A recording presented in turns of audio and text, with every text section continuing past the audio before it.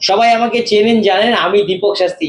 শারদ শুভেচ্ছা সবাইকে জানাচ্ছি, সপ্তমী মহাসপ্তমী শারদ শুভেচ্ছা আপনাদের সবাইকে জানাচ্ছি। আপনারা কি জানেন সপ্তমী মানে ঘোরা ঘুরি, সবার সাথে দেখা, মার দর্শন করা, ভালো ভালো প্যান্ডেল দেখা, ভালো লাইটিং দেখা, তাই তো? কিন্তু একটা জিনিস মাথায় রাখবেন, এই 3 রাশি যারা আছেন সপ্তমীর দিনে হয়ে যান সাবধান, না হলে আসতে পারে আপনাদের জীবনে বড় বিপদ বা অ্যাক্সিডেন্ট। যদি সাবধান হতে পারেন তাহলে থানা পুলিশও কোর্ট কাছারি হবে না বা অ্যাক্সিডেন্ট কিছু ঘটবে না। কি কোন কোন রাশি?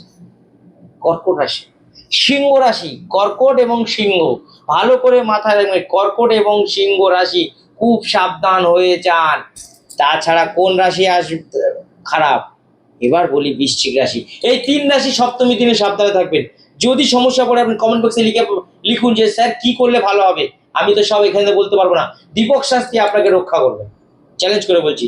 সপ্তমী দিনে আপনারা গাড়ি চালাবেন না, গাড়ি করে বেশি লং জার্নিং করবেন না, বা কোনো থানা মানে পুলিশের সাথে তর্কতর্কিতে বা আইনি ঝামেলায় যাবেন না, তাহলে আপনার বিপদে পড়েন। এই 3 রাশি সাবধান হয়ে যান সপ্তমীর দিন। এবং সপ্তমীর দিনে কিন্তু ভালো কিছু হতে চলেছে। যদি সপ্তমীতে যদি মনে করেন যে আমাদের দিন ভালো যায়, যাতে এই 3টে রাশি ছাড়া এই মনে করেন আমাদের খুব ভালো সময় কাটবে এবং আমরা খুব এনজয় করবো বা আমরা সবার সাথে মিলেমিশে চলবো, এই সময় সপ্তমীর দিনে অবশ্যই আপনারা গরিব ভিখারিদেরকে একটু অবশ্যই দান করুন, সারা জীবন অভাব অনটন হবে।